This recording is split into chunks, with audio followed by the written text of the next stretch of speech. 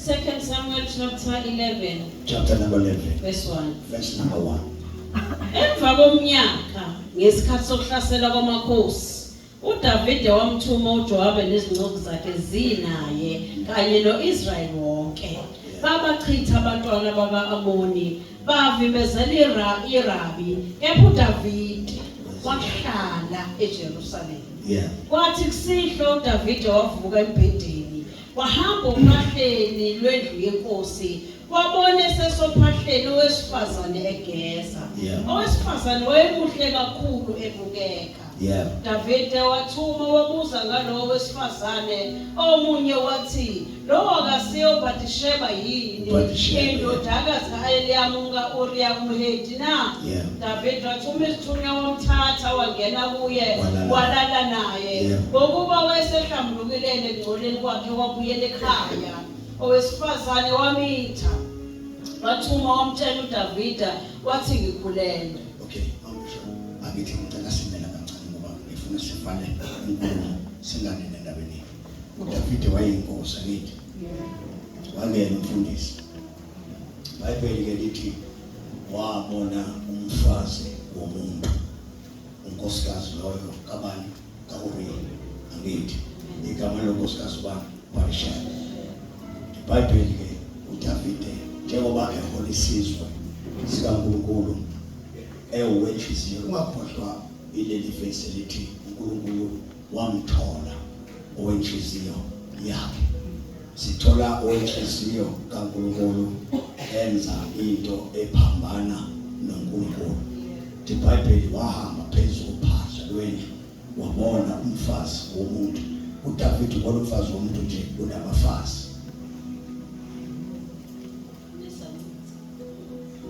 Unabafazi abanikezwe uNkulunkulu. Waphinde futhi waba nezancinza. Angazi wazinikezwa ubani. Mhlawumbe wayinikwa uNkulunkulu ngoba wayewenhliziyo kaNkulunkulu. Angifuni sande nendaba eningi bese ngihamba nendaba eningi ngoba ingayixoxa nami indaba ngoba umoya kaNkulunkulu angangenza ukuthi ngixoxe indaba yeBhayibheli. Lo baba ke uma ebuka ehamba phezulu wabona owesifazane. Ungakhohlwa ukuthi lo baba njengoba uDavide inkosi ehola isizwe uhamba nabantu abaningi. So abantu babuka kuye njengobaba obaholayo ukuthi ubaba kufanele ahambe kanje. Kodwa siyathola ubaba unabafazi abaningi. Ngiyacabanga namadoda emlandela ayengabo nabo njalo abafazi abaningi ngoba ayefundile kuyise. Indaba into engithinta kakhulu kule ndaba ithi ngesikhathi uDavide ebona umfazi womuntu efihla amahlazo akhe yena ngoba ayikho into eyambe ingaveli. Yahamba indaba kaDavide kwavela ukuthi iBhayibheli uDavide lo sisi noma alali naye wakhulelwa. Angithi uyabona uma ekhulelwa lo mama wazala ingane kwesiyafa. Angithi cela ukuphuthuma ke kakhulu. Bathi ke abachazayo bathi njengoba ingane mhlambe ifile ngoba uNkulunkulu wayemjezisa fine asonjalo sithi wayithola isijeziso ukuthi wona wenza into engekho right. Umbuzo wami kubafethu osalayo ngoba angifuni ukuthi sithathe indaba ngoba ngifuna siphuthume kule ndaba engifuna sikhulume. Uthi umbuzo wami uDavide eseyenzile isizwe ayesihola senze njani? Ingabe uDavide isizwe sisongolayo noma asolayo ngoba akwazi ukuthi abantu akekho wazi ukuthi uDavide wenzeni.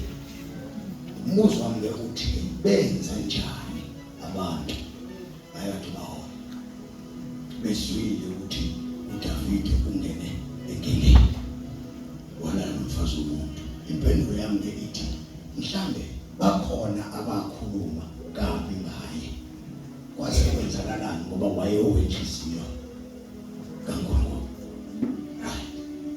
Now uma ke bekhulumile kabi mhlambe bawu4 noma bawu5 abakhuluma kwasebenzakalani lo baba siyathola futhi ukuthi ekuhambeni kwendlela the very same God uma sithola futhi lo mama lo uDavide angene kuye angazi noma ngichaza kahle. Sithola ukuthi lo mama futhi uphinde wenze njani wamitha. Ngithi waba unkosikazi kaMali futhi kaDavid. Now mayeseba uNkosi kaDavid useyazala futhi uzala ingane. Le ngane futhi yakusebenzisa igama lakhe ubani uSolomon. Le ngane mayizala uthi uSolomon yathatha yamjika futhi lona le ngane yayohlala futhi esihlalweni sikayise.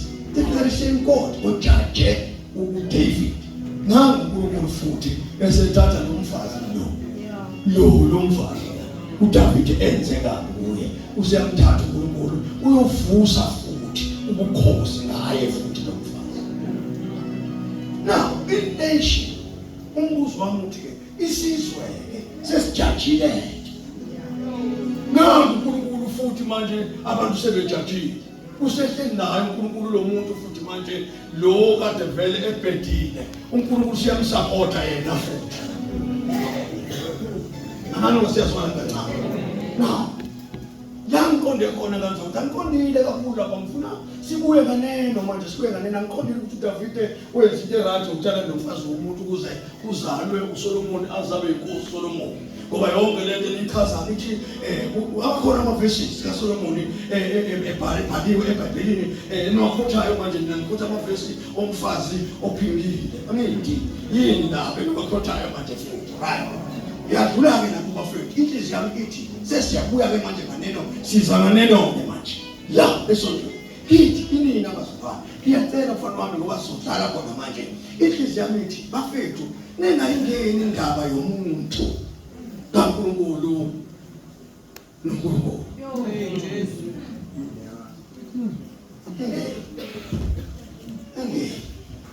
Mangeni indaba kaNkulunkulu nomuntu. Manje ngoba sengiyathandaza ngifuna ukunibonisa into emangalisayo. Engizothuka namhlanje nozala yena la. Nami ngizothuka bese siyathandaza. Kale ngicabanga ngihlinza Nkosi kwenze njani? Bathi abanye uma bethandaza la endlini bathi bazalwane uNkulunkulu ngibone uSathane ngeke banjeni. Walidunga ibandla, thola amadimoni ibandla. Fine, wenzani? Wangena amadimoni wabona wena akudlula amadimoni ayizinto wena sadlula zongena kwakho esontweni. No, thina we are busy preaching the word of God. Wena kufanele ube busy uthandaze ukuthi ngesikhathi sishumayela izwi likaNkulunkulu singakanjeni kwamadimoni. Awusasithandazi ubusy ugadene nathi. Gadene nathi. Bonisa nje into elula kakhulu namhlanje niphume la ibafethu amehlo nivulile nizibone ukuthi kulendlu makungenzeka kube khona umuntu oyongena ezulwini kuyobe yigrace. Grace. Kunkombela ngoba kulula ngithoka sondela mfowethu uzoma la. Lula ke. Ngifuna sikhumbule abafowethu ungaphindi ingene indaba yomuntu kaNkulunkulu, ungayingeni futhi indaba yomzalwane. Hothi mawubona umzalwane, uzwa kufika idimoni kuwena, kufika ngoba umuntu mayezohleba ngomzalwane ugcwela amadimoni. Noma ekhuluma lo muntu ukhuluma bona ethi umama unjilo ukuthi wathulula wonke amadimoni kuwena. Umama unjilo na esayidini lakhe noNkulunkulu uright, umuntu wrong wena. Ngisho ngamfika umama unjilo egqoka ibhlukwe uzohleba ngayo uthi ubona umama unjilo egqoka ibhlukwe emzinto lento yenza isono ngoba uyahleba ngomama unjilo awukholwa ngeke uye ezulwini. Umama unjilo nebhlukwe lakhe ashone ezulwini ngoba sihlebanga ngamuntu ufaka ibhlukwe nje.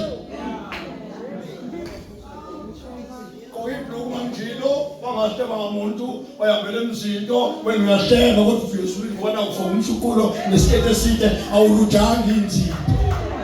You think ukuthi ezulwini uzohamba uye ezulwini ngoba la ufaka iduku wafaka isikete eside ukhonze international kodwa you judging people.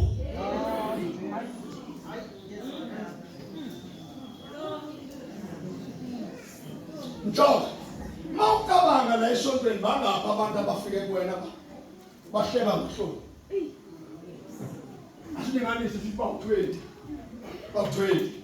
Ucabanga ukuthi abantu abawu-20 abahlele ngohloni kuwena njengoba ujabula wena uhloni mumbi. Awukholwa yini ukuthi nabanye bafikile kuhloni bahlele? Uyabazi la bahlele ngawo kuhloni. Bawubazi. Bakhona abafike ehloni bamtshela ukuthi uwiki kanjani wena. Nohloni bakhona bamtshelile ukuthi uwiki kanjani. Ubhizi ukhuluma ngohloni ububi bakhe. Nohloni ubhizi ukhuluma ngawo ububi bakho. Where's your Bible?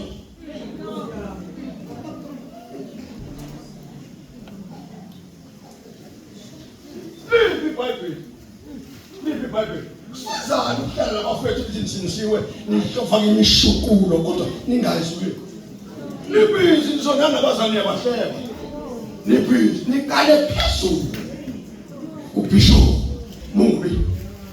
Awazi lutho nje. Awazi lutho. Mawufuna ukwazi ngomjoga sondela kuyena uyophenya into izwile ngaye. Ithola. Musu ukukhuluma ngomjoga ngoba nawo ufika uMamvuba ukhuluma ngomjoga usukholwa uMamvuba umjoga semumbi. Njokuhamba nje uMamvuba Mungu umjoga. Mase ufika la futhi ukhuluma ngayini? Ili uhluke ngani nalabantu laba basonta lapha. Uyabaza abantu abakhuluma ngalo nje. Awubazi mawungabazi ukwenze njani. Kusho ukuthi nawe ngeke ungakhulumi ngabantu.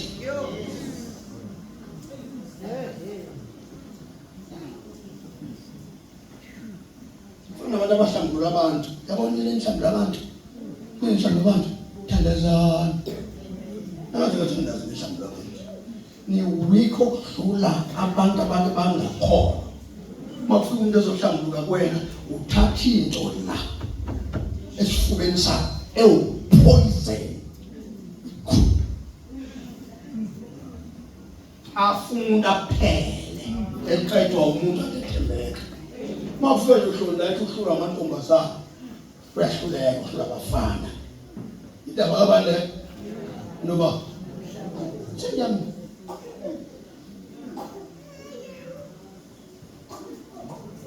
verse 7 Mambisho. Verse 7. Yeah. Samuel. No. Net. Okay, Matthew 7 verse 1. Ningahluleli. Ukuba ningahlulelwa. Le nto kuthiwa ukwahlulela i-judgment. Uthi mawujaja ngathi mawujaja i-judgment yinto ehlalayo kumuntu. Mawungijaja nje manje uthi uthandeka momjaja uthi ngoba umuntu mawumjaja usumehlulela ngesizulu. Yeah. Uhlulela. Usho lo muntu nje ukumehlulela senjani useyindoda. Kuyo kuyashintshene. Uyashintshene. Uma ngithi uhlone ngumbi ngiyakwazi abephinda bemuhle. Uyoze kube yimina okhipha leso sihlulelo. Uma ijaji lime lapha la hlala khona lithi sengikhipha isahlulelo lithi 5 years in prison. Shaka bese yasukuma isho ukuthi leyo nto injani bese kusuka lo jajiwe ashone phansi. Kusho ukuthi ujajiwe akithi nomeli akanalungelo lokususa ijaji. I-judgment akuyona into esuswa noma kanjani. Ifana necase. Mawube wamazi nje umngadi ukuthi uwiki. Uzohleza umazi ukuthi njani. Ngeke uphinde umuzwe noma eshumayela ngoba umqala ngento umbhale yiyo. Njalo.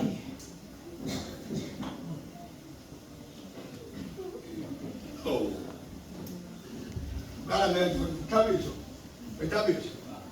Into mfethu ophethe ngayo, wome ngixoxe nomntama. Into ophethe ngayo, abazalwane bakwazi ngayo. Angeke babuye baphinde bathele. Abazalwane. Alright. Ukukholwa kwakho ake sikulinganise sithi ku 40%. Right? Okwakho kuba u50%. Yini ekwenza kwakho no50%? Ingoba ukholwa kangcono kunohloni. Izono ezihlula uhloni. Uyabo wena usiphasile kithi. Uyazi izono oziphasile wena. Simehlulile uhloni. Uhloni izono ayiphasile. Sikuhlulile wena. Unasho futhi ukuthi sikuhlulile. Kusho ukuthi no50% wakho uhloni nalo 60% nihluleke bani? Umjajelani pho uhloni ngesono sakhe kanona nawe uhlulekile. Yini kwenza ube ngomuntu kanti nawe awukwazi ukusebenza? Yini? Ukushumayela ngenza kwethu kodwa nginiveze linye page. Ukushumayela i-message from above. Elethwa uNkulunkulu ngaleso sikhathi. Ngingashumayela ngento kanti ngibi kuyo. Into engenza ngishumayela akumina oshumayela. Umoya kimi oshumayela esusa mina entweni engikuyo. Not ukuthi ngi100% kuleyo. Now esontweni siyalungiswa. Sonke. Akekho umuntu 100%. Umuhleli phakathi duze komuntu unezinto ongathi ezimehlulayo omunye. Nawe khona ezikwehlulayo akusiza kuzo wena. Musu ukhuluma kabi ngaye ngoba nawe usehluleki. Kuba into yodwa nokuthandaza. Ibhayibheli lithi sikhuleke. Kulekelane. Siyazalazela, osithandazela siyakhulumana. Siyakhulumana thina. Siyakhulumana ibandla lethu se-International Revival Ministries. uNkulunkulu uhamba nalo kahle. Wafika la khona abantu bekhulumana khona. Bazalwane, sinamadimoni. Ibandla se-International sigcwele amadimoni. Wenzani? Wenza. Into engena-solution. Yes, okay, ngibuthathaka, ngibuthathaka ngenzeni? Ngithanda ngithanda abafazi. Ubani uthi ngithanda abafazi? Wena, wasebenzana ukuthi ngawuthanda abafazi. Ngoba lento engenza ngithanda abafazi ukuthi wena umile kwi-position yakho. Ukube bomile kwi-position yakho wena, ngabo abafazi angibathandi. Wena uhlushwa into eyodwa nje wena ukuthi unomona. Kodwa ubona mina ngithandani? Wena unani? Phasile wena.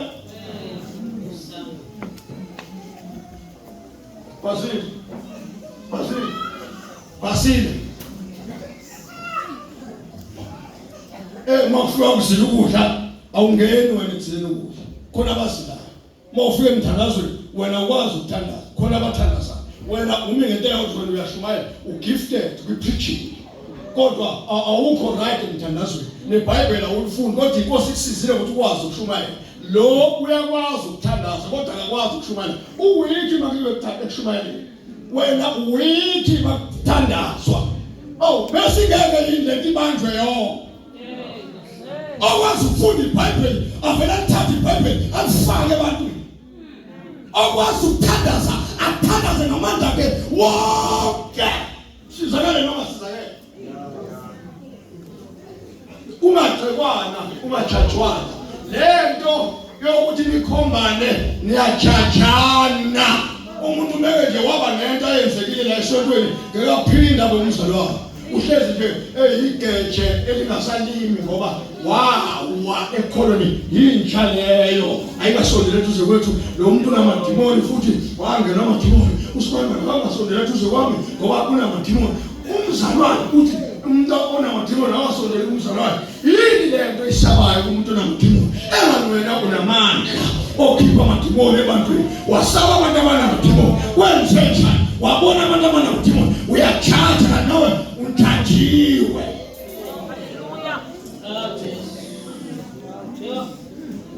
Uyindlela ohlulela ngayo. Naye emva kwakho. Yabantu okubachaza ubhekele. Bheka emva kwakho. Kune-judgment. Ne-judgment. Umuntu ungenzeka amoshe namhlanje bese kuthi ekuseni arepente. Ngoba manje repente umuntu akahamba kwebakhe athi ngiyaxolisa. Uya la efanele khona eyohlambuka khona axolise abese yaNkulunkulu. Bawumbona ngakusasa sethi ngiyabonga ungabonwa bese wena uyamjaja.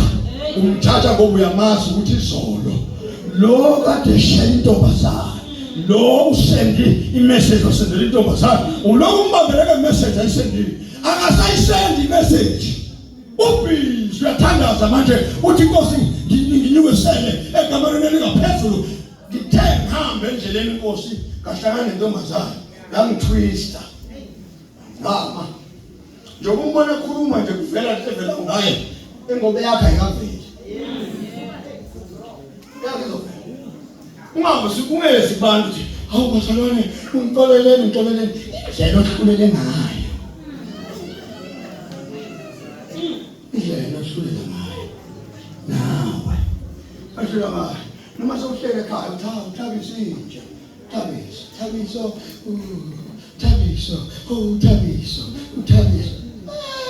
Yes, away. Uthi yakhe safihlekile. Yabo. Safihlekile. Uyabona manje aqondwa kahle. Ufike ekameni nje ohlala khona. Iyotholakala nawe yawo. Iyokuvuthuka uyoba namahloko. Kanti wena uthi mina lokuthiwe uwe. Mzalwane, uvezwe ezakho ngoba kade uziveze zabantu. Uye ukuthandazela abantu uveze izinto ezimahlazo ngabantu. Nawe lakhe ihlazo. Toba. Bible lithi umndlela ohlulela ngawo nawo njani? Ngokuba ngokwahlulela enahlulela ngakho. Nami. Nizohlulela ngakho. Nangaleso silinganiso. Elilinganisa ngaso. Nami. Elilinganiselo ngaso. Ubhekelani ucezwana. Yabona mase kufiwa lapho mambisho. Shona ngathala pha. Mase kufiwa la kuthiwa iBhayibheli lithi ubhekelani ucezwana. Yabona manje ucezwana ukhuluma ngento enganani? Olusesweni lomfowethu. Olusesweni likaBabudube baBdlamini. Kepha ugongolo. Wena baBdlamini emehlweni akho nogongolo. Olusesweni lomfowethu baBudube kunawe. Ngono. Wazithabisa ungcono kunami.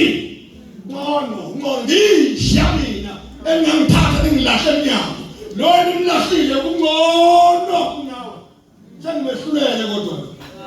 Nami njalo ngiyohlulele ngayo. Nami ngizohlulela ngayo. Nanto linganise ngayo. Nawe uzolinganisela ngayo.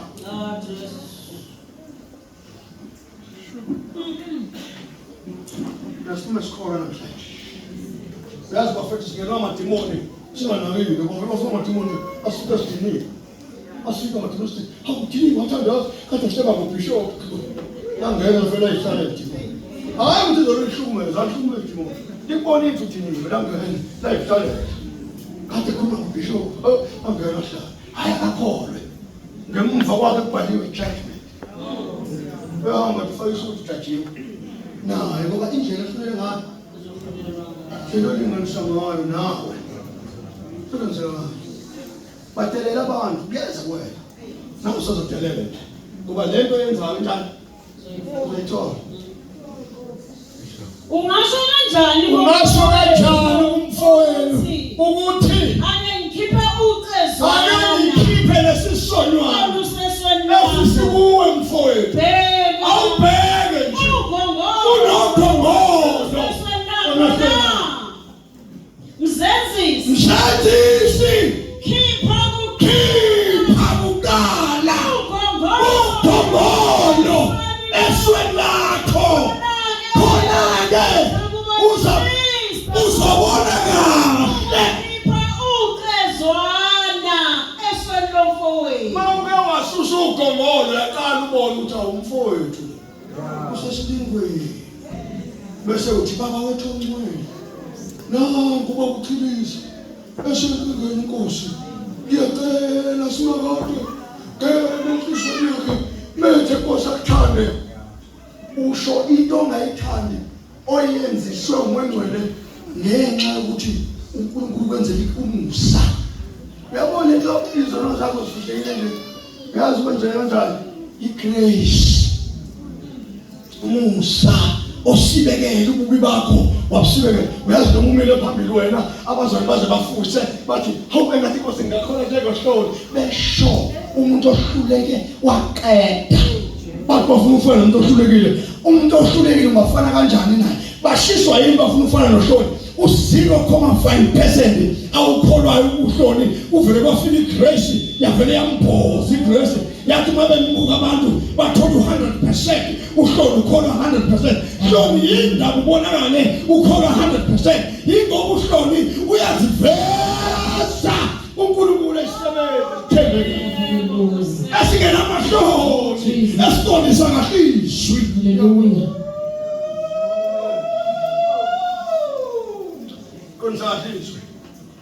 konzahliswe umephethe iBhayibheli uhlole ngaphathela umuntu kodwa uliphathela yena ethi Nkosi qondisa indlela zakho ethi weNkulunkulu qondisa indlela zakho umuntu omubi kule Nkosi athi noma uhlole ethandaza athi uNkulunkulu ngimumbi alingise uDavide naye uDavide mawufuna ngamahubo ethandaza uyezwa ukuthi wathandaza umuntu owonile ulingisele uthandaza uNkulunkulu bonile uNkulunkulu isoni mina ngijabula ngesikhathi ushothalo igrace iyamboza igrace Hallelujah.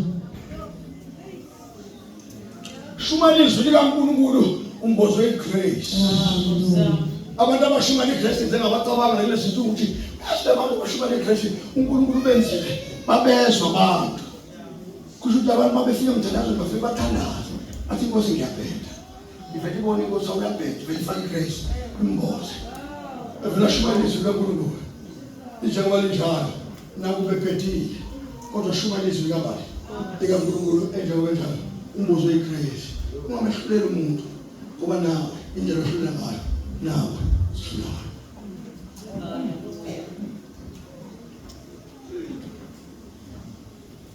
nje indoda umzwala ngcono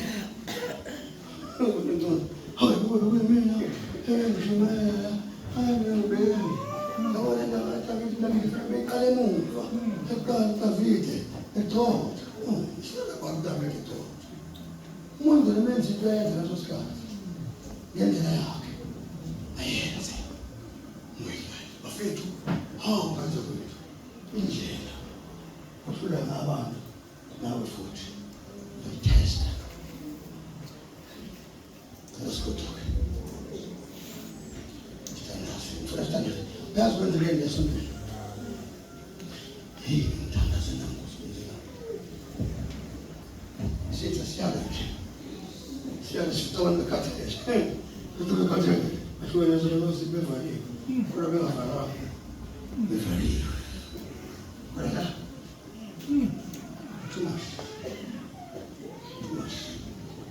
too much.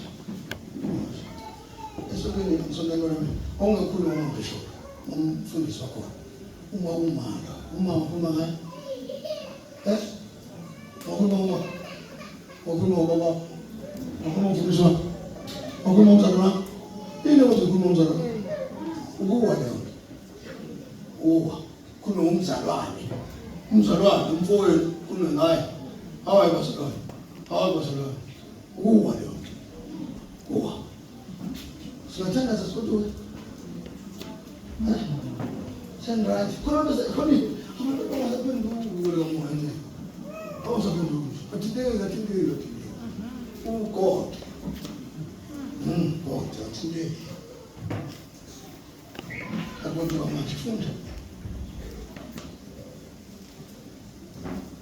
Ningahluleki ukuba ningahlulelwa ngokuba ngokwahlulela ngakho nani niyakwahlulelwa ngakho nangalesinganiselo elinganisa ngaso nani niyakulinganiselwa ngaso ubhekelana ucezwana olusesweni lomfowenu epho ugongolo olusesweni lwakho awuliboni na ungasho kanjani komfowenu ukuthi ake ngikhiphe ucezwana olusesweni lakho bheka ugongolo olusesweni lakho mzenzisi khipha uqala ugongolo esweni lakho khona-ke uzokubonisisa ukhipha ucezwana esweni lomfowenu awusho futhi mzenzisi awuphinde futhi Mzenzisi. Awuphinde futhi. Mzenzisi. Awuphinde futhi. Mzenzisi. Khipha qala ugongolo esweni lakho. Kusho ukuthi mawuzokhuza into. Mawuzokhuza into. Uyikhuza. Uyikhuza kahle. Kana wenze njani?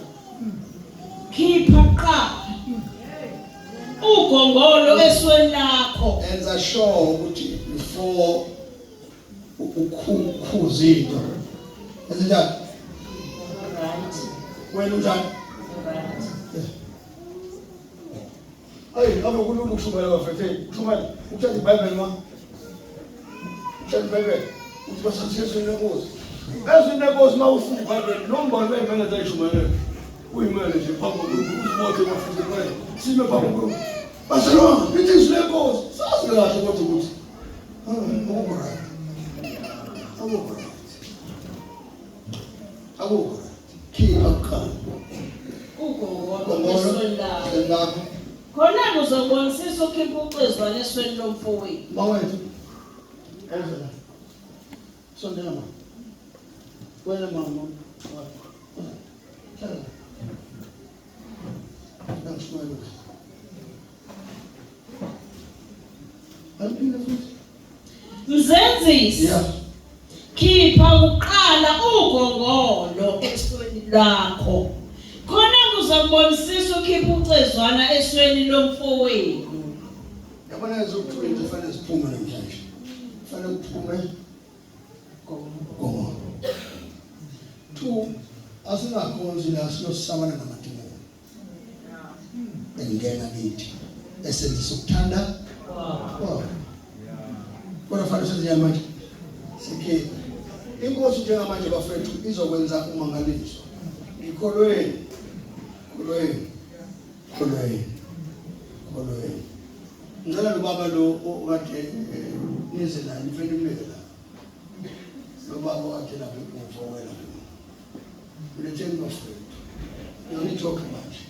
Indaba kaJesu inamandla. uJesu mayefika bafethu uthi izwe ufuna izwe lisindiswa ngobani? Ya, uyijabulele iqiniso. Yeah.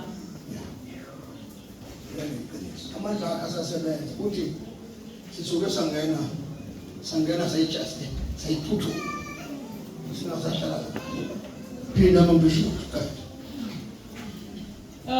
Ningahluleli Angahlulela. ngokuba ngokahlulela ngakho.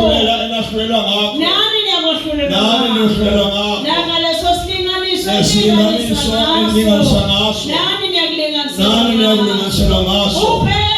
Ubhekelani into ewucezwana esesweni lomfowethu. Kodwa esweni lakho kunogongolo. Ungasho kanjani kumfowethu ukuthi akengikhiphe ucezwana esesweni lakho? Ugongolo esesweni lakho. Na